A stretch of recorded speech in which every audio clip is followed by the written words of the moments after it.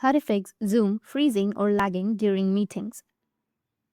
So if your Zoom application is either freezing or lagging during your meetings, then what you need to do is first you need to check that you have a stable internet connection. You can try restarting your router or switching from a different Wi-Fi if possible. You can use an Ethernet cable for a more stable connection. Next, you need to just remove unnecessary apps from your background. The apps can take up memory and slow down your Zoom. Especially close any programs that you use, like your camera or video apps, like video calling apps or browsers with heavy tabs open. Once done, you need to search for your Zoom, tap and hold on to your Zoom app, and then go with the app info section. Under the app info, you need to just scroll down a bit and then you'll find an option of storage and cache. Tap on it and then go with clear cache, and after clearing your cache, your problem might be fixed.